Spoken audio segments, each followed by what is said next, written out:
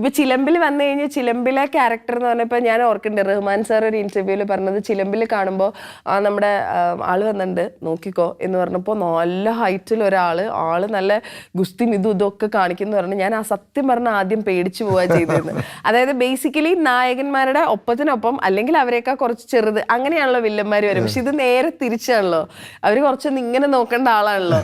അത് പ്രശ്നമായിട്ടുണ്ട് എപ്പോഴെങ്കിലും? കാരണം ഇവർക്ക് ഡയലോഗ് പറയാൻ ഈ മുഖത്ത് ഇടിക്കാനും ഒക്കെ ബുദ്ധിമുട്ടാവില്ലേ? ഇല്ല, അത് നമ്മളെപ്പോഴും ക്യാമറ ആംഗിൾ അങ്ങോട്ടും ഇങ്ങോട്ടും മാറ്റി വെക്കാം. വേണമെങ്കിൽ സ്റ്റൂളെ കയറി നിൽക്കാം, നായകനല്ല നായിക സ്റ്റൂളെ കയറി നിൽക്കാം, ഞാനിങ്ങനെ കാലിങ്ങനെ സ്പ്രെഡ് ചെയ്ത് നിൽക്കും, അങ്ങനെയൊക്കെയുള്ള പരിപാടികളുണ്ട്. പക്ഷെ ഇപ്പോഴും അങ്ങനെ ഒരു ഇഷ്യൂ വരുന്നില്ല. കാരണം ഇപ്പം ആൾക്കാർക്ക് അറിയാം, ചിലർക്ക് പൊക്കമുണ്ട് ചിലർക്ക് പൊക്കമില്ല. It's all accepted. ഒരു കുറവല്ല, പൊക്കമില്ലെന്നുള്ള ഒരു കുറവൊന്നും ആയിട്ട് ഇപ്പൊ ആരും.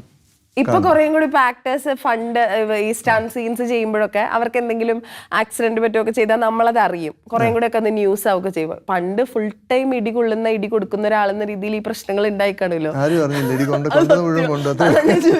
അതിലെന്തെങ്കിലും മേജർ പ്രശ്നങ്ങൾ വന്നിട്ടുണ്ട്? അത് നമ്മള് പിന്നെ ഇന്ത്യയിലുള്ള മിക്ക നായകന്മാരുടെ ഇടി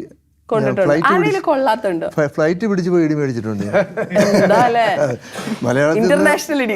മലയാളത്തിൽ നിന്നുള്ള നായകന്മാരുടെ മമ്മൂട്ടി മോഹൻലാൽ തൊട്ട് ഇടി മേടിച്ചിട്ട് തെലുങ്കിൽ പോയി ചിരഞ്ജീവിയുടെയും വെങ്കടേഷിന്റെയും അവരുടെ എല്ലാം ഇടി മേടിക്കും. അത് കഴിഞ്ഞ് ഹിന്ദി പോയിട്ട് ഗോവിന്ദയുടെ ഇടി മേടിക്കും, പിന്നെ കന്നഡ ചെന്ന് അംബരീഷിന്റെ ഇടി മേടിക്കും. ഇങ്ങനെ ചുറ്റി നടന്ന് ഇടിയെല്ലാം മേടിച്ചിട്ട് അവസാനം നമ്മൾ നായകനായി.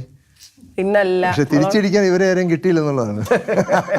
അതിനൊരു ചാൻസ് ഇപ്പൊ ഈ ഫ്ലൈറ്റ് പോയി ഇടി മേടിക്കാൻ പറ്റുമോ സക്കീർ ഭായിക്ക്? ബട്ട് ബാബു എൻ്റെ അടിക്കാൻ